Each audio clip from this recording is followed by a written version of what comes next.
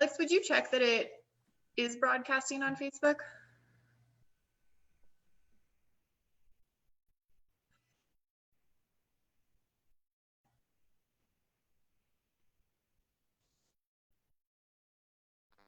Yep, I see it. Awesome.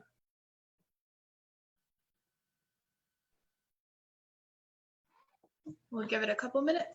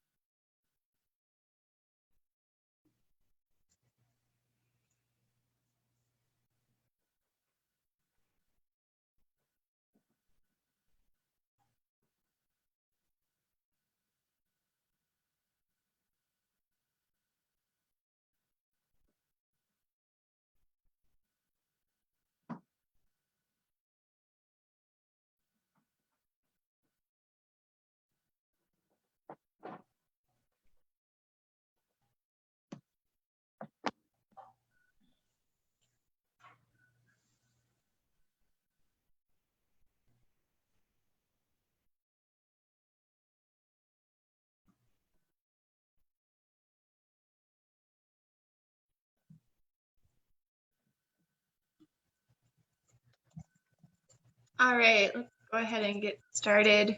So this is the first in series that we'll be hosting throughout the summer, and it's going to cover human and wildlife interactions, both locally in Park County, and then we have some really cool international examples like elephants and stuff like that. So you'll notice that at the bottom of your screen, there's a Q&A box, and you can submit questions throughout Brian's presentation, and Alex, our Director of Collections, and I will be monitoring that. And then at the end, we'll ask Brian the questions if there are any. So Brian, I'll go ahead and turn it over to you. Thank you, Amy. So I'm going to try to screen share now.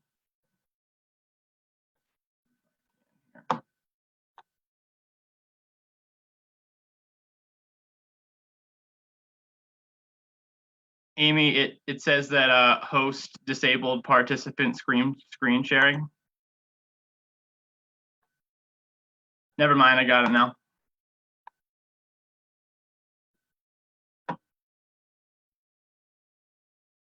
So my name is Brian Beauvais, and I am the curator of the Park County Archives here in Cody. And today we're going to talk about the early history of wildlife conservation in Northwest Wyoming and specifically Park County. And I got interested in this topic because for the past few years, I've been doing a lot of research, reading old hunting narratives from the area, from residents and non-residents who spend a lot of time up in the mountains hunting. I did a previous talk on just the history of big game hunting in Park County. And this isn't a hunting talk, but there will be some overlap because it's really hard to talk about early wildlife conservation without talking about issues surrounding hunting.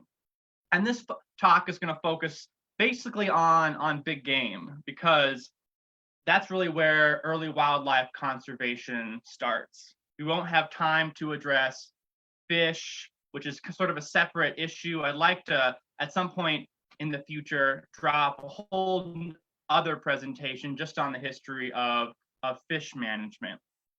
And I also should say that I gave this talk, I think in early March, down at the BBHC, and I'm planning on doing it a few other places around the county once large gatherings are allowed. So I looked at a variety of historical sources doing all this research. Game warden reports are beautiful bureaucratic documents that give us a great idea about what sort of issues the state is facing regarding game management, how wildlife populations are doing, poaching problems, game wardens, hunting guides, and all that fun stuff. Wyoming Wildlife, the magazine, which is published by the Game and Fish Department, is also a good source for the same sort of subject matter, although it's a lot less bureaucratic than annual reports are.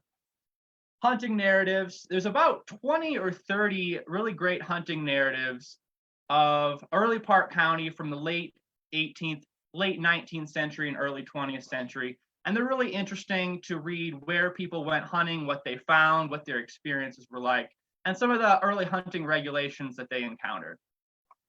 We have a lot of scrapbooks in the archives of hunting trips, and it's always fun to see where people went and what an early hunt actually looked like. And if you read a lot of old newspapers, you know that not much goes unpublished in a small town. So every time someone goes hunting, that gets published in the newspaper, or every time there's a new hunting regulation, there's a story about that.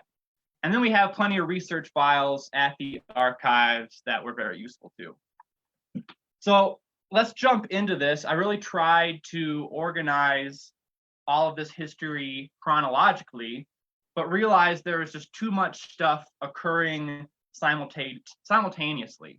So instead, I'm going to start by addressing some broader wildlife conservation measures that are performed at the state level, and then focus in on some themes that are related to issues here in Park County. And along the way, we'll go on some tangents, but I promise you we'll get through this. So the first territorial legislature in 1869 creates the first law regarding wildlife conservation in Wyoming Territory. It's called the Act for the Protection of Game and Fish in the Territory of Wyoming. And it's basically worthless. It does next to nothing.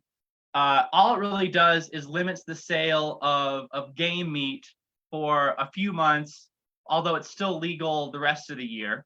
There are no closed seasons, there are no hunting licenses, and there's really no enforcement ability. And really all this act is sort of just a blanket acknowledgement by the territorial government that they can see that Wyoming's game resources are important and they're gonna have to do something about it, but they just kind of don't know what moves they're gonna have to make in the future. There isn't like a direct problem that they have to confront. But a few years later, a problem shows up on their doorstep in the form of buffalo hunters. In 1877, 1878, the southern buffalo herd down in Kansas, Oklahoma, Texas, was all hunted out largely by these market hunters.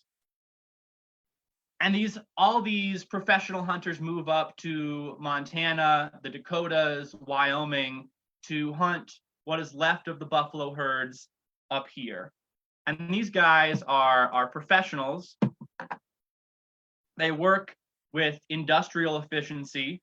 A normal buffalo hunting outfit consists of one hunter and 2 or 3 skinners. And they can process over 50 buffalo a day on a good day.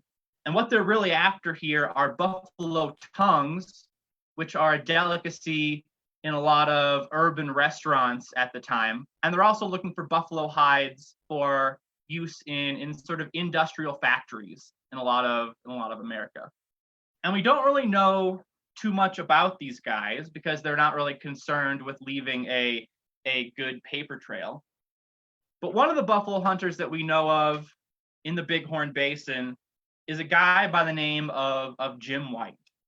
Now, he was a buffalo hunter down in Texas for a while until all the buffalo were wiped out down there.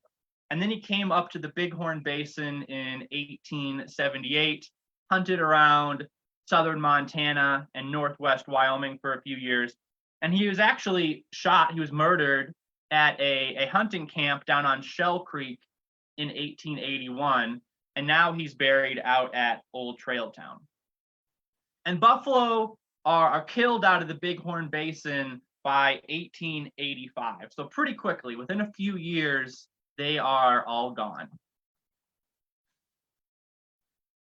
Now, the problem of buffalo hunting, like I said, is actually people in the state recognize this. And in 1882, the territory of Wyoming passes its first hunting season from August 1st to November 15th.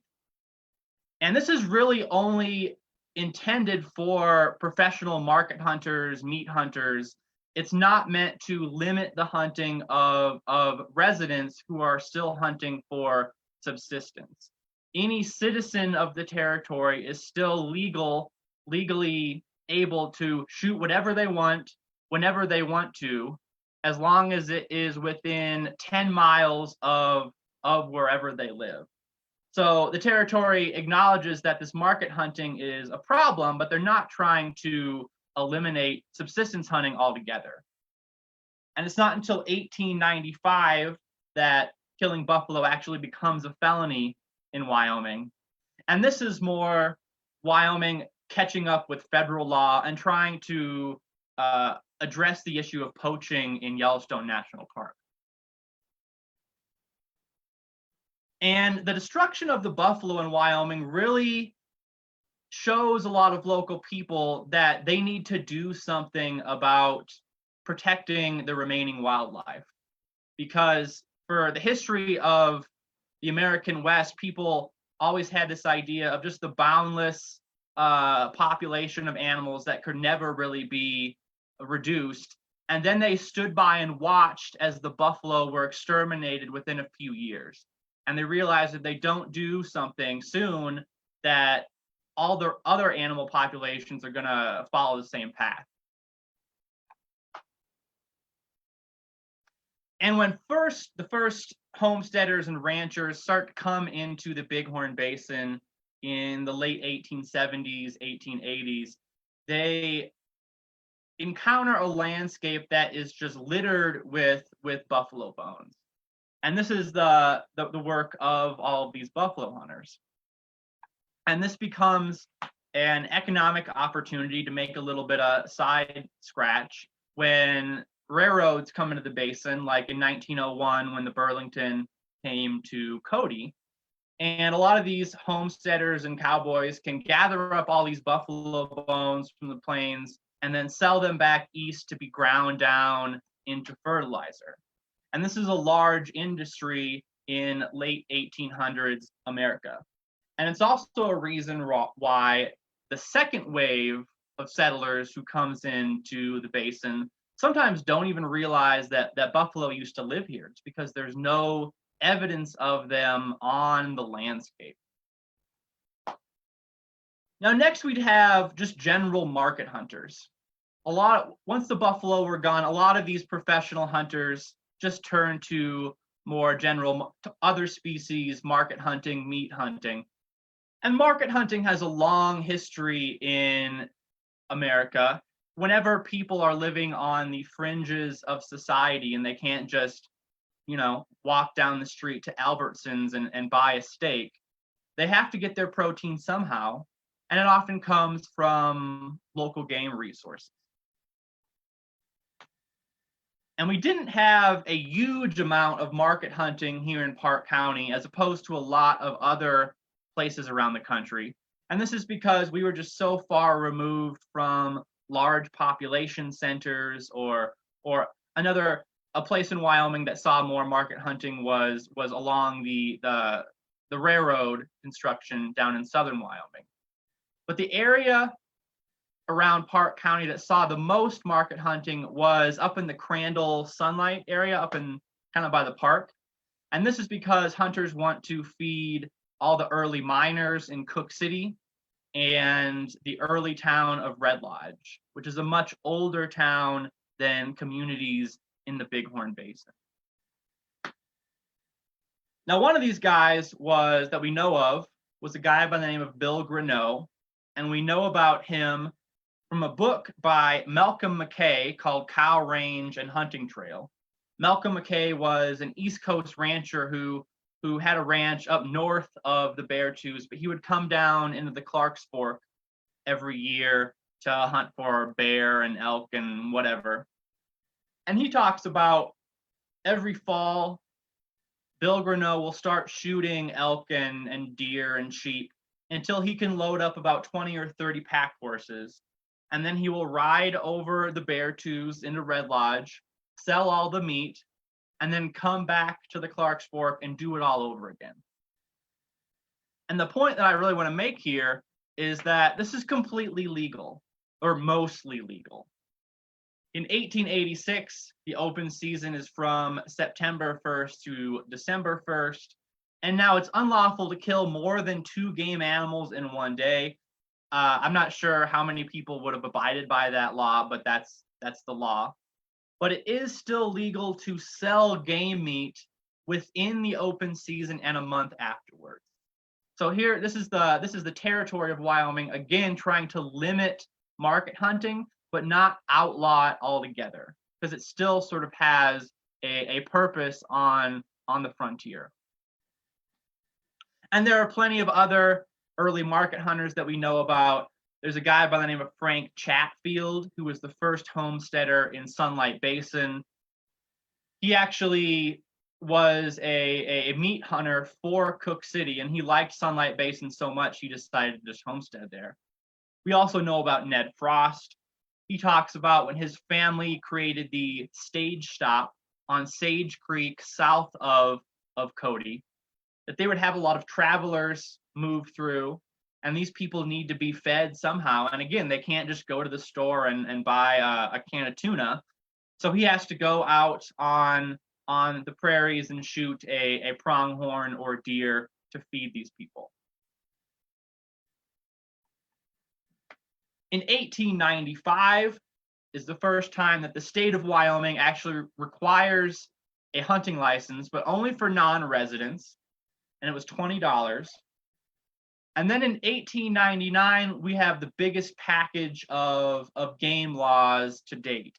And this really brings the state of Wyoming into having a sort of regulated hunting wildlife conservation system. And it will develop a lot more over the years, obviously. But this was a huge step into protecting the state's wildlife. The legislature created the state game warden position. Previously, since the 1870s, there had been a fish warden, and he was responsible for stocking streams and running the hatcheries around the state. And for a while, the state legislature had tried to get him to also be responsible for game management, but he's like, no, I don't want to do that. I'm the fish commissioner. So they create this separate position. The first bag limits in place consists of 2 deer, 2 elk, 3 antelope, 1 sheep, and 1 mountain goat, which is pretty good if you can get that. And then we have the guide law, which requires all non-resident hunters to hire a resident guide to sort of show them around. And this is a result of a scourge of non-resident hunting parties that seems to come into the state every year and just do whatever the heck they want without any sort of regard for state law. They might not even know state law because the state isn't really that good at publishing that sort of stuff. And in order to become a guide in Wyoming, all you have to do is go talk to the Justice of the Peace or go to the courthouse and certify that you're a Wyoming resident and you're a person of good moral standing. Then you slap down your $10 bill and voila, you are a certified guide. You don't need an outfitter's permit. You don't need a Forest Service special use permit. You just need this guide certificate. So a lot of early residents become guides. They register as guides to, again, earn a little bit of extra scratch on the side in the fall, guiding non-resident hunting parties. This is a list of guides from registered guides from Park County from a 1915 game warden report. And if you read these names, if you're familiar with local history, I'm sure you'll recognize a lot of these names. Mullendore, Up here was a guide up in the Clarks Fork. We have Lawrence Nordquist, who owned the Elbar Tea Ranch in the Clarks Fork. Richards, we have Jim McLaughlin, who started the Valley Ranch in the South Fork. We have Monty Jones, who ran the TE Ranch for Buffalo Bill on the South Fork. Wright Greneau, so remember Bill Greneau, the market hunter? His brother is now a licensed guide. We have Pete Nordquist, we have Thurmans, we have all the Snyders, we have a Goff, we have Spencers, we have Sam Aldrich from the South Fork. We have a lot of these names. And a lot of early hunting guides, they sort of create a hunting industry. And a lot of these guys see that there is an economic future for those Westerners who are in a position to mediate between hunters and wildlife in this new state-regulated conservation environment. And this hunting industry also creates a need to sustain game populations for business, because the hunting economy depends on non-resident hunters coming out to Park County to go on these hunting trips. And if there's nothing to hunt, then no one's going to come out here. Also, early promoters of communities around the Bighorn Basin, especially Cody, were often very connected to this hunting economy. And they realized that their economic destiny kind of depends on the decisions of Easterners to come out west and hopefully invest some money in the developing Bighorn Basin. So going back to this 1899 package of laws, forest rangers are appointed as assistant game wardens during hunting season. We'll talk about game wardens later, but in 1899, there's really not a lot of enforcement going on. And non-residents are required to buy a $40 license, and residents are only required to buy a $1 license, but only if they are hunting outside of the county in which they reside. So the vast majority of resident hunters do not have to buy a license to go hunting. And this will change in 1903 when the state requires all resident hunters to purchase a $2 general hunting license. And this will sort of be the practice for a long time. Now, Wyoming really needs to give itself credit because it really pioneered the modern system of hunting licenses with different seasons and bag limits and the premium charged to non-resident hunters. And this is the general hunting license for non-residents in 1899. You can see that the bag limit here is 2 elk, 2 deer, 3 antelope, 1 sheep, and 1 mountain goat. And there's just this general season. This is the resident equivalent, and it's basically the same, except it only costs $1. This is a resident's general hunting license from 1908. I'm going to move this quick. And you can see these tags here on the side. Now it's only 1 elk, and they're always sort of fiddling with the number of animals in a bag limit, just depending on what they think the game populations are doing. Here we have a 1909 license. Now it's $2.50. 1911. You can see this guy didn't get any elk. So it's not like people are completely filling these the entirety of these tags every year. Here's 1917. So they did away with the tags on the side, and now on the flip side of the resident on the license, you sort of fill out a form and send it in at the end of the hunting season, saying everything that you every animal that you killed and where you got it and all that fun stuff. Here's a resident hunting and fishing license from 1921. Those are combined. And we see down here at the bottom, now there are different seasons for different game species. Here in 1925, we see that there are different seasons for different species in different locations. And in 1927, all this small print keeps getting even smaller and larger, and they eventually have to print it somewhere else because there's not enough space on a general license. And one of the things I hope you notice in looking at this timeline of hunting licenses, that very quickly antelope get dropped from the general hunting license. And this is because antelope are almost completely exterminated across the entire state in the early 1900s. And this is really sort of hard for us to believe today because you can't drive out of town for 15 minutes without seeing a bunch of antelope. But in retrospect, the first bag limit of 3 antelope was way too many. And a lot of early ranchers and cowboys and homesteaders really thought nothing about going out and popping an antelope whenever they needed a bite to eat, which is fine when there's like a few people, but it very quickly becomes unsustainable. So in 1908, the state just closes antelope hunting everywhere. There's no antelope hunting in the entire state. They let the population recover, but it recovers very unevenly. It comes back in certain places and not others.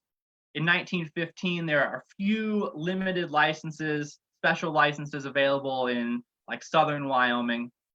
And it's not until 1927 that antelope hunting comes back to Park County in the upper Graybull Valley and kind of that east side of Carter Mountain.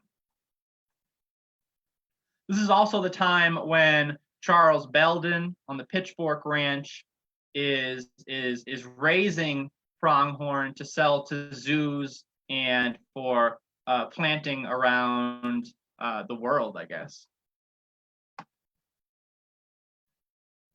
Now, the Game and Fish started doing game censuses in 1919, and we see here on the right that they are counting 312 antelope in all of Park County.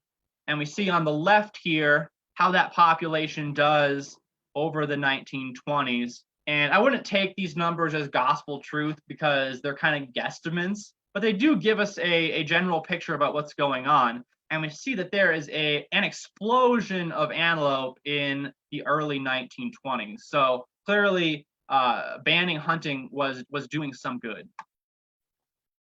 This is an antelope census from 1946, and now they are counting 1,200 antelope in Park County. And we can see up here on the map on the top left here that they're really centering the population around that eastern side of Carter Mountain and down into the Graybull Valley. This is an antelope hunting area map from, what is this? Is that 1946? Or what is that? I can't see. But you can see that there is no antelope hunting up in Park County. It's only in northeast and southern Wyoming. So antelope hunting was not a yearly given thing for a lot of the first half of the 20th century. Now, moose are also interesting because early mountain men and trappers rarely mention seeing moose around Wyoming when they're cruising around the mountains in the 1820s and 30s. And it's believed that moose sort of enter the state of Wyoming sometime in the early 1880s, but only a few. They probably enter from Idaho, and there's a few in the Jackson Hole area and the Upper Green River and the Upper Snake, and they've been slowly expanding out ever since, but there's never been a big population. Now, as hunters move in the late 1800s, moose are pretty easy to hunt, so they do some damage to that small population. And the state just completely closes moose hunting in 1899. They open it to some limited licenses in 1915, and they only sell 19 for, limited licenses in 1915, and they only sell 19 licenses for $160 a piece, which is about $4,000 in our today's money. So you have to really want to shoot a moose. And they close it again for a while in the 20s. And it's, again, just like antelope, it's kind of off and on. And moose are introduced into the bighorns in the late 1920s because they're trying to expand the population even further, because moose are not indigenous to the bighorns. Now, in the early 1900s, we have a few other forms of market hunting that show up.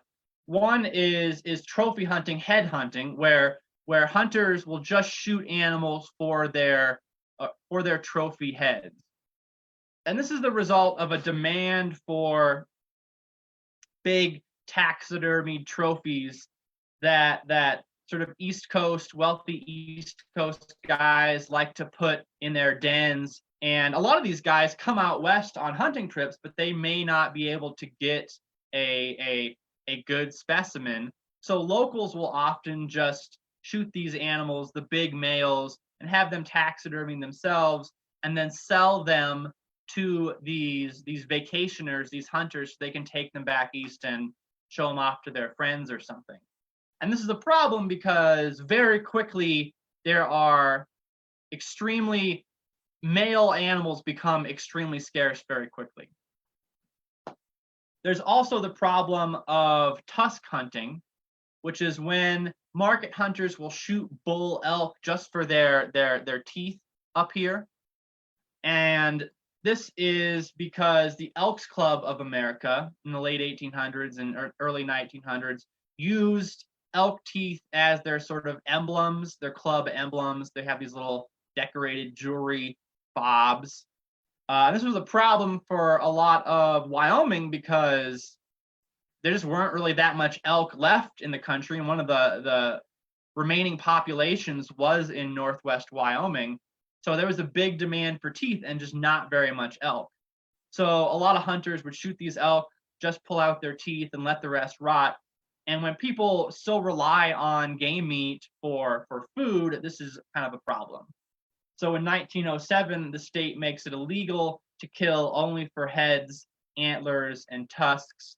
And this starts to sort of remedy the situation. It also helped that the Elks Club of America stopped using these elk teeth pieces of jewelry as club emblems, and that sort of erased the demand.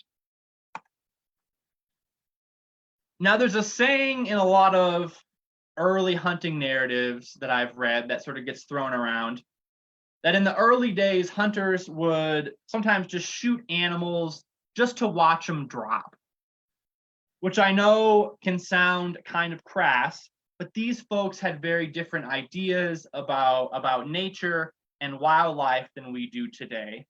And many of these people hunted for food. This is where the term pot hunter comes.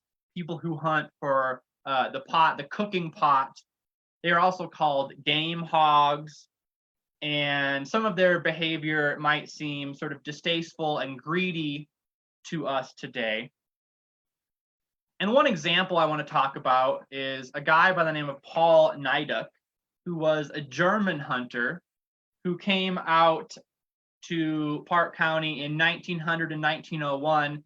He actually hired Nova Brown as his guide. Nova Brown homesteaded the NE Ranch on the South Fork, which later was bought by Valley Ranch and renamed the A2Z. And Paul Niduck, he's been around the world hunting. He actually writes this book called With Rifle in 5 Continents, talking about all of his hunting adventures. And he talks about in 1900, he's hunting up on Eagle Creek, and he's been out hunting all day, and he's kind of walking this ridge line, headed back to camp. And he comes across this nice bull elk, and he shoots it, and he wounds it, but he doesn't kill it right away, and it sort of runs off, but it runs off in the opposite direction from where he needs to go back to camp. But he's tired, and the sun's going down. He's just like, well, that elk's going to die somewhere. I need to get back to camp before it gets dark. So he just leaves it. In 1901, he's up in the thoroughfare, and he talks about an instance where he comes across this big herd of elk, and he just starts indiscriminately shooting into this herd at no particular animal. And a few of the elk drop right there, and who knows how many run off to die somewhere else. But he's really unconcerned about this. He's just happy that he got some elk in such a convenient location. And I'm not really trying to pick on Paul Nidak here. He's just representative of a common mindset at the time.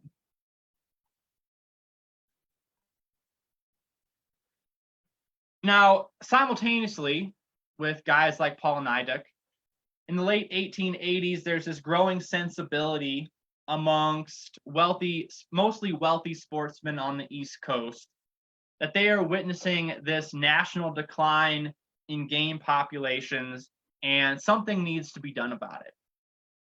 And this results in groups like the Boone and Crockett Club and the Campfire Club to form and work for national wildlife conservation policies to protect game as public property for all people. And they lobby for game laws and tighter enforcement of those laws. And they work to instill hunting ethics and sportsmanship into those laws so that the laws might serve to combat poachers and market hunters and pot hunters to preserve game for sportsmen. And there's definitely a degree of social class dynamics and elitism in this new push to encode sportsmanship into law. Because for a lot of rural Westerners, hunting is not necessarily a leisure activity, as opposed to these East Coast Boone and Crockett Club members who go hunting as a form of recreation. And I love this illustration from a William Hornaday book with these different types of hunters. In the middle, we have sportsmen who you can see are very sort of dignified and restrained. They have a lot of self-control. On the far right there, we have pot hunters. And then on the right, we have immigrants who kill songbirds, which sportsmen think is unsportsmanlike. On the left, we have market hunters who have a dollar sign on their banner because they just want to make money. And then we have all these guys up here on the left who use automatic and pump guns, and they have the skull and crossbones on their sign. And you can see they're kind of all fat and disheveled, and they have cars because they're lazy. This guy's drunk. And this whole culture of sportsmanship is very different from the local culture of meat hunting that sort of defines a lot of the rural West at the time. A lot of folks living in far off locations live very close to the land. They live off the land. They can't just go to the store and buy meat. So they often rely on getting meat from the local wildlife on a regular basis. And a good story that I can tell about this sort of very different mindset from sportsmen from like the Boone and Crockett Club is from A.A. Anderson. He was the Yellowstone Forest Reserve superintendent, I think starting in 1902. He also was a rancher on the Upper Grable. He had the Pallet Ranch. He was also a New York aristocrat and a cosmopolitan artist person. And he tells the story that he's riding up in the mountains, up above the Grable, with some forest rangers in midsummer. And they meet this guy with a freshly killed deer out of season. And they arrest him and they take him to the local judge, which is probably Otto Frank. He's the local justice of the peace. And they assemble an impromptu jury of local cowboys. And they proceed to lay out the charges against this guy. And it's pretty obvious that he was poaching because they caught the guy red-handed with the deer. But the jury won't convict him because they say that he needed the meat. and they're very sympathetic to that. And A.A. Anderson is kind of flabbergasted by this and pretty frustrated, because how can he do his duty of protecting local wildlife when the local population is clearly just not on board with these policies? And A.A. Anderson is not the only local resident concerned with enforcing game laws.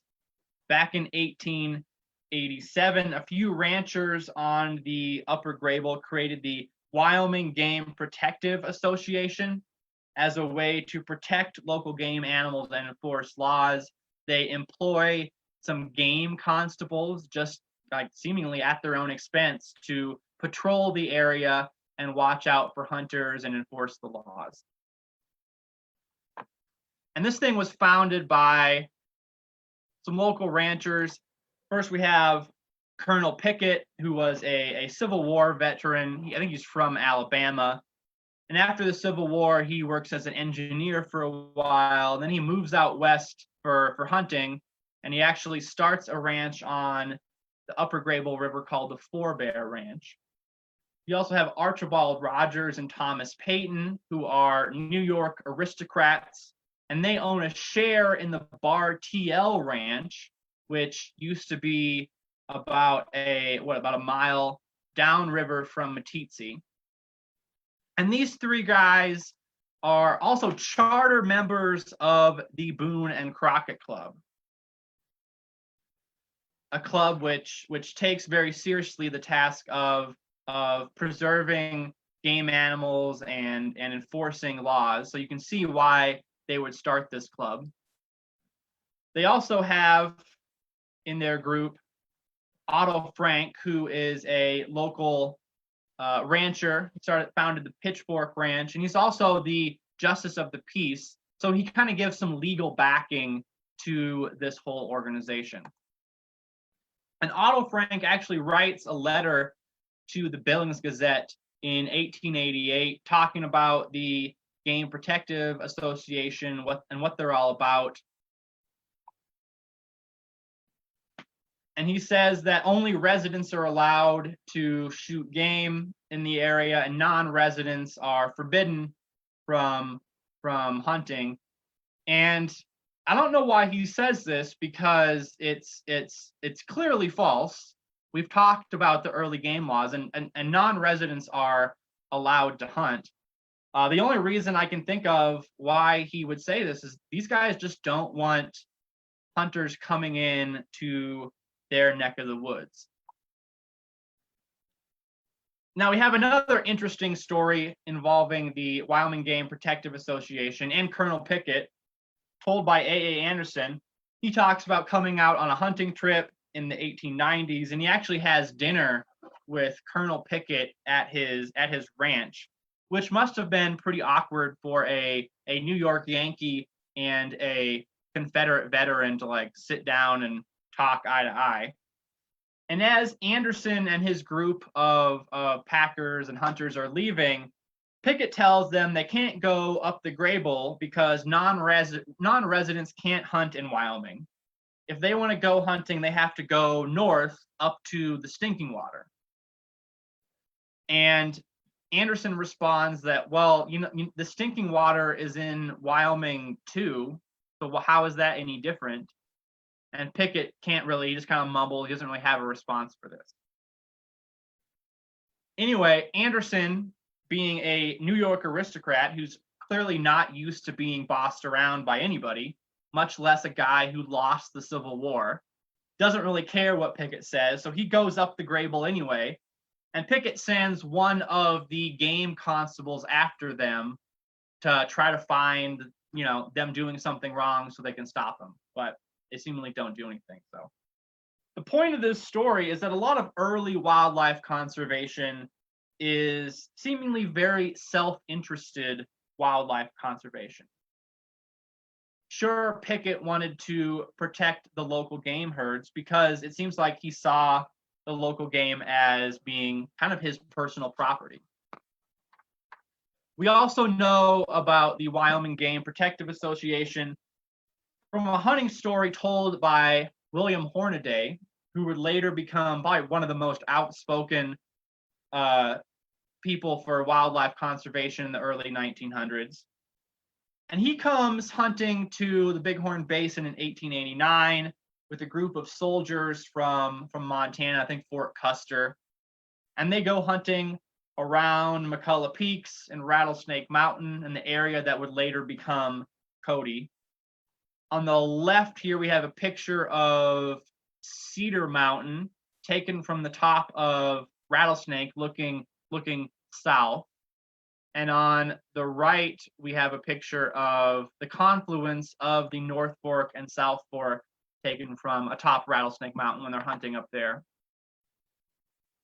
And Hornaday shoots a sheep up on top of Rattlesnake. And one of their Indian guides actually shoots a sheep in the McCullough Peaks, back when there were sheep in the McCullough Peaks.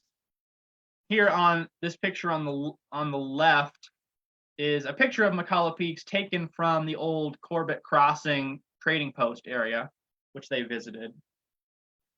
And while they're out here hunting, Hornaday actually meets one of these game constables employed by the Game Protective Association.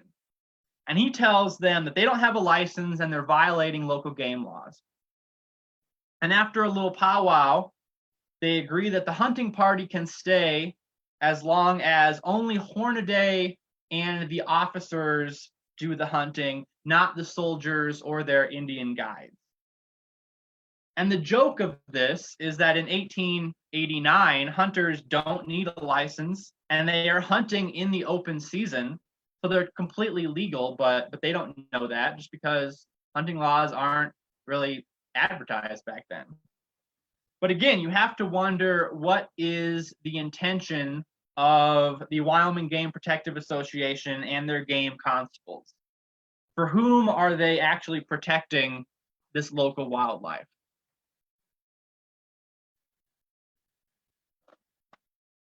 So the Game Protective Association exists because Wyoming has no way to enforce any game laws. In the 1890s, county commissioners are allowed to appoint local game wardens, but they aren't paid positions, so these people really don't do anything. In 1902, the state game warden is allowed to appoint assistant game wardens around the state who are salaried. And this is where we actually get semi-professional game wardens starting to exist in Wyoming, although he only appoints 3 of them. So it's not like there's a great deal of enforcement. The first game warden in what would become Park County was a guy by the name of O.D. Marks. He came to Cody to operate the Cody Hotel, which was the first hotel in Cody. It was in that little patio by the Silver Dollar. You can actually see the roof line if you look over on the east side of the Silver Dollar. And he and his wife also homesteaded a ranch on the South Fork near Deer Creek and ran it as a very early dude ranch and hunting outpost. And I don't have time to talk about all of these early game wardens. Maybe that's another talk that I can give at a later date. But a lot of these early game wardens in Park County are guys that are very connected with the ranching and dude ranching and outfitting industries.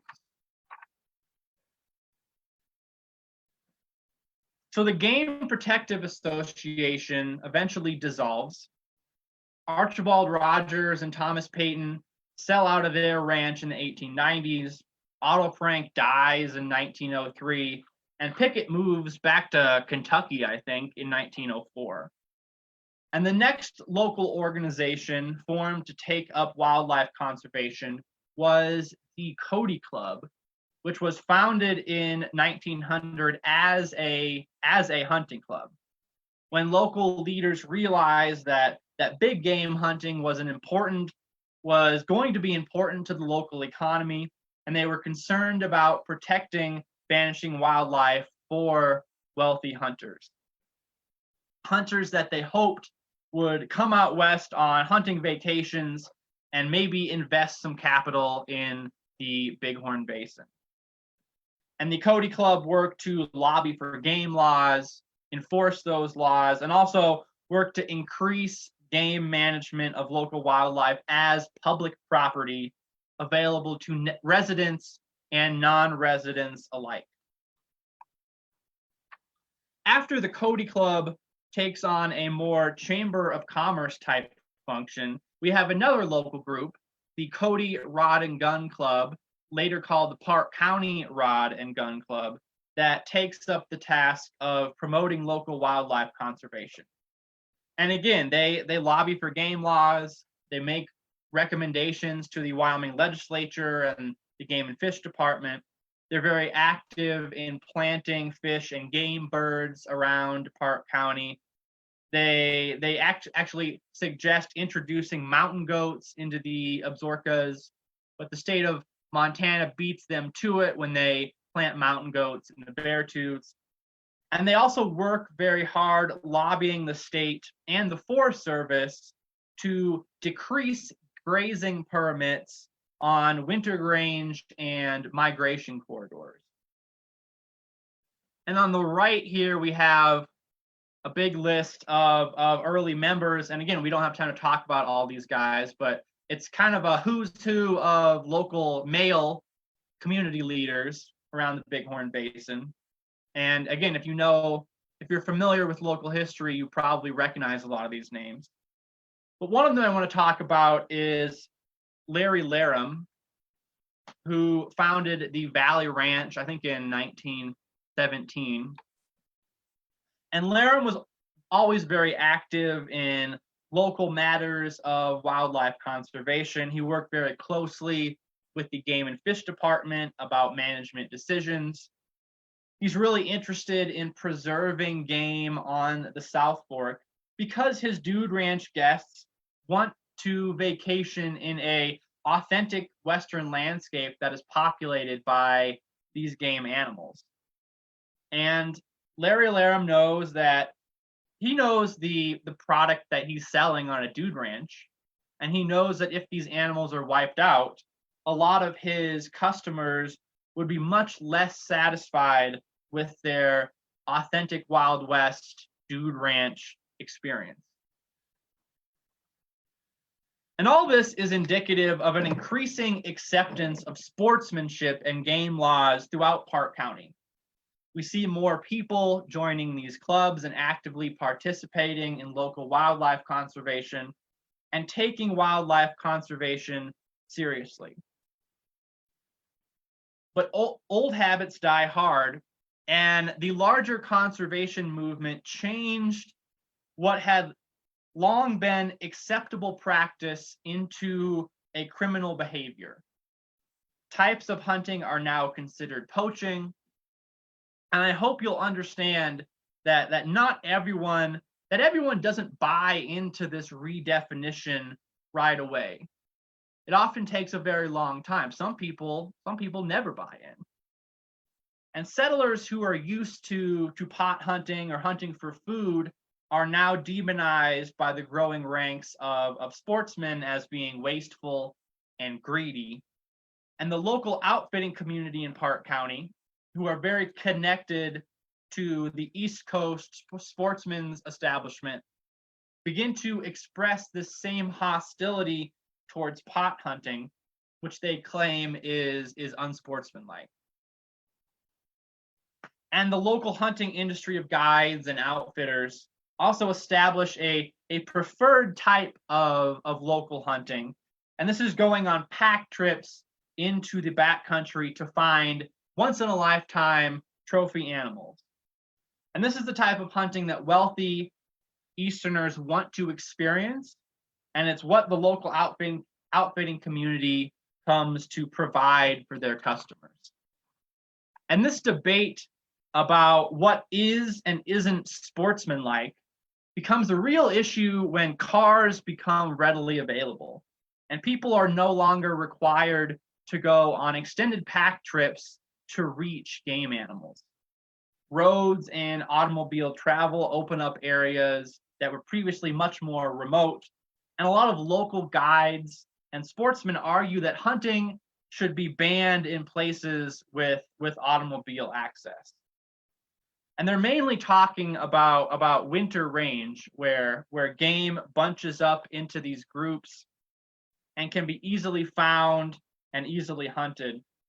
And there's this big debate in Park County about whether or not this is a practice that should be legal. Local people who utilize game meat as food think it's great because they can secure winter meat relatively easily. And at the same time, a lot of people in the local outfitting community argue that seasons should be shortened and that hunters should be required to go up into the mountains to hunt animals on their summer range.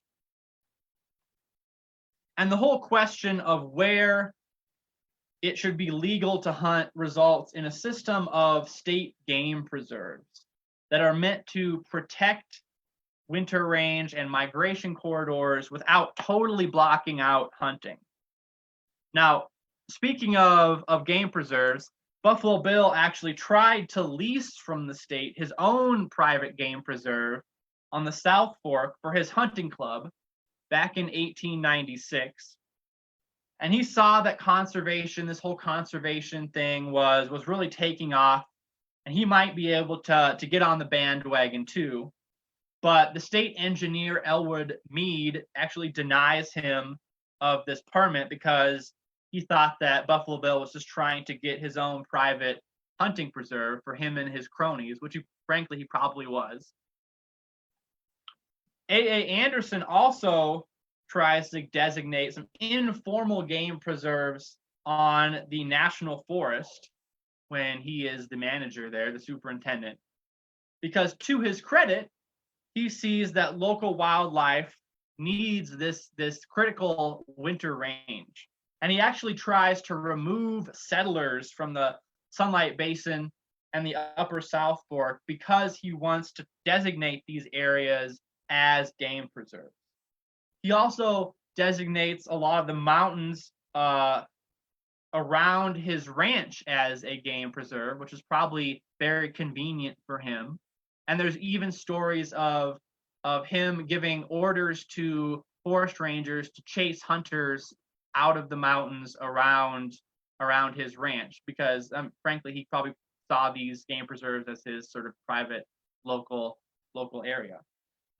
But the state of Wyoming actually ends up designating game preserves itself.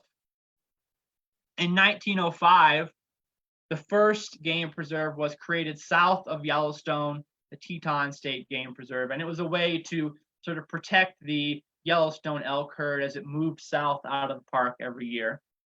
And in 1913, we see the creation of the Hoodoo, Shoshone, and Boulder Basin Preserves in Park County. And these are meant as a way to protect habitat and also to provide a buffer around Yellowstone National Park. Because for a long time, there had always been talk about expanding park boundaries. And this was sort of a way to just get out in front of that without actually expanding the boundaries. And these are in existence until game management units are introduced in 1947. This is a map from 1916 of Park County, and you can see up here on the northeast side of Yellowstone, there's the Hoodoo State Game Preserve, which encompasses a lot of like Crandall Creek. Down here between the South Fork and the North Fork is the Shoshone Preserve, which includes a lot of Elks Fork, Eagle Creek, Fishhawk Creek. And then down here, south of the South Fork, between the South Fork and the Grable, is the Boulder Basin Game Preserve. And these will later be expanded out even more. This is a map from 1921, and you can see that basically all of Carter Mountain and the South Fork and the North Fork are in this preserve, so you can't really hunt anywhere around this area. And again, the objectives for these boundary extensions are to include more winter range and to eliminate late season hunting from cars. Now, in 1947, like I said, the state introduces these hunting management units. This is the first one where we have the units up here. Prior to this, there had basically counties were hunting units, but it turns out that animals don't really care about political boundaries. They care more about like geographic boundaries. And then as we go on, and this is a 1965 elk hunting area, and we see these hunting areas become more specific.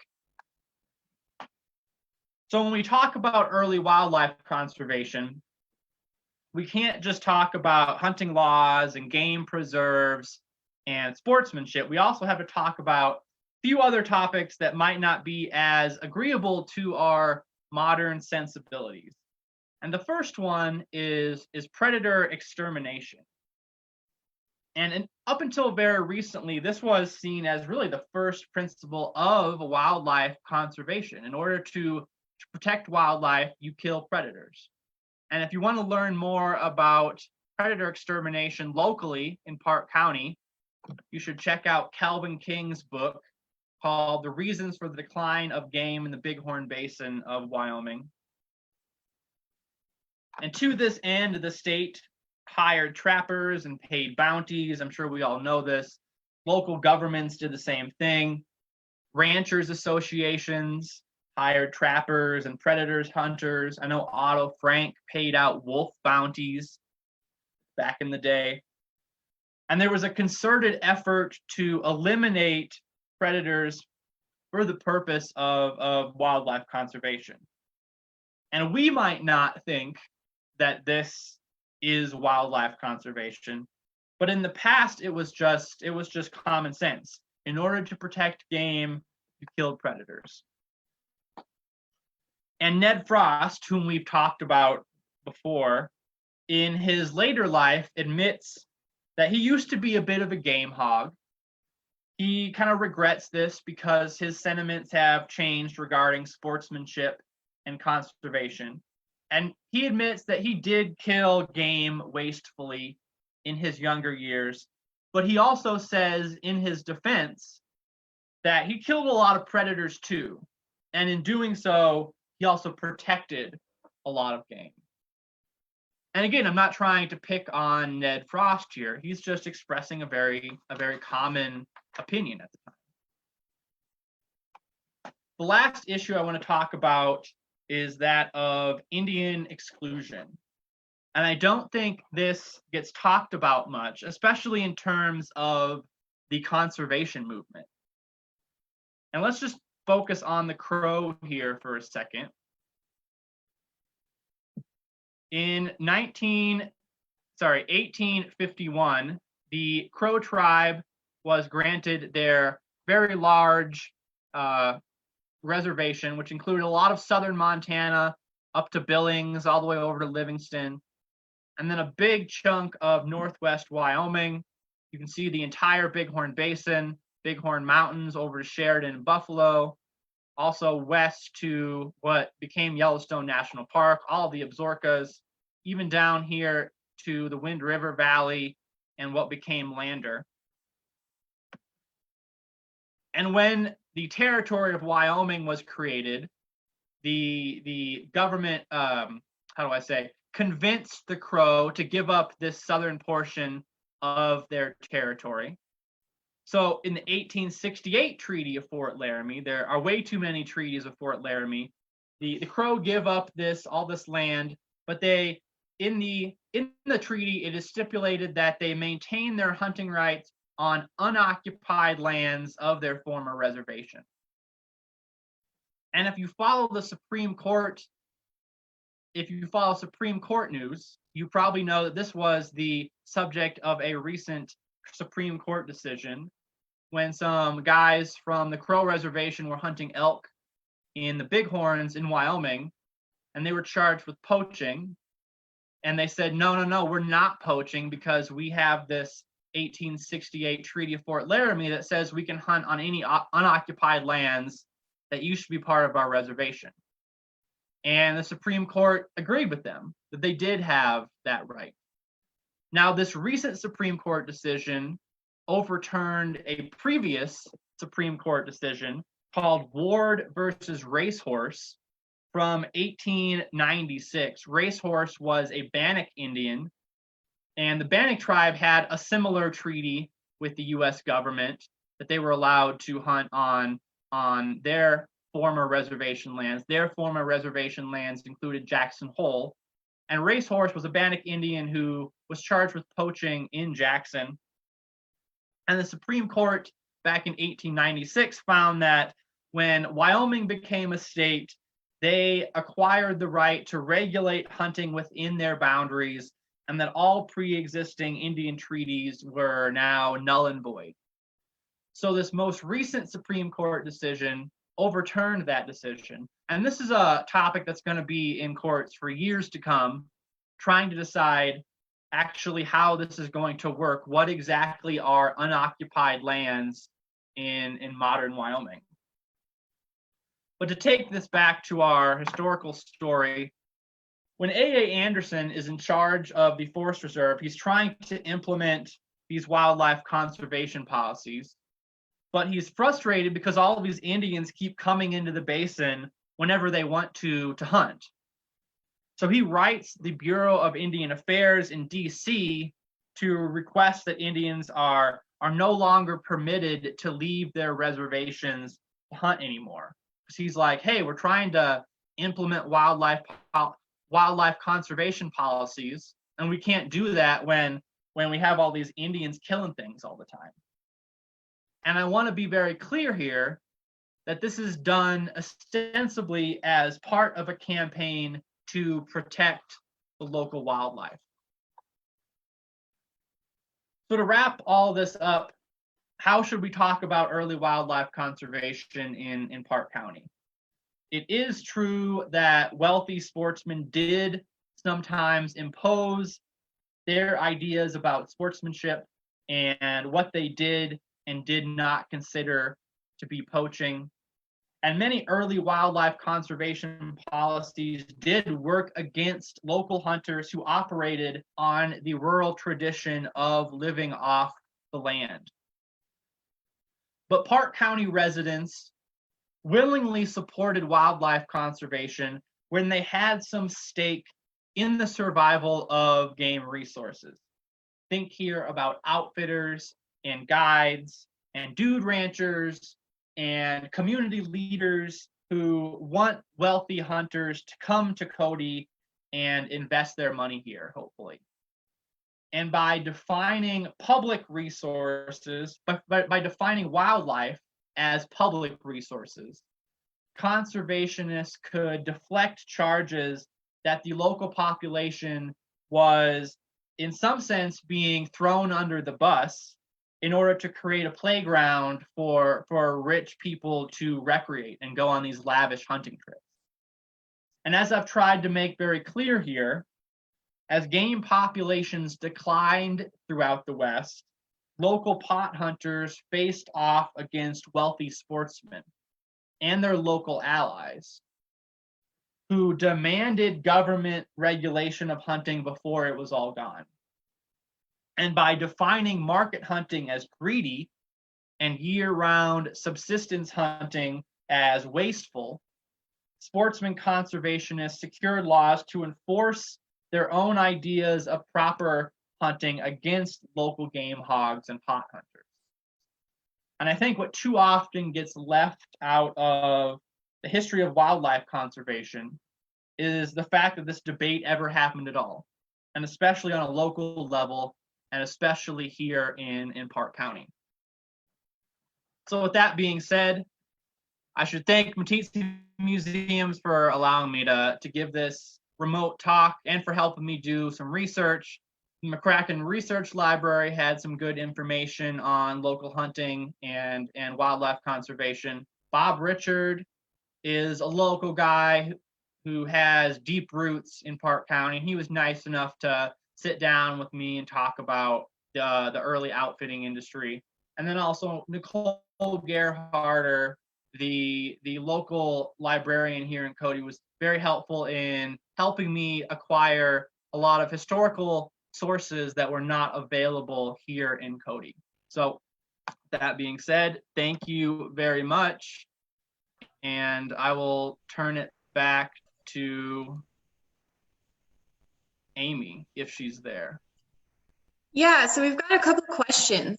Early on in the talk, you mentioned game warden reports. Are these just the state game warden report, or are there local game warden reports that are accessible? So these are state game warden reports. I think I got them through interlibrary loaning them from I believe it's the state library down in Cheyenne. And they talk about the entire state. They're not just about local Park County issues, but they often have reports just from local game wardens too.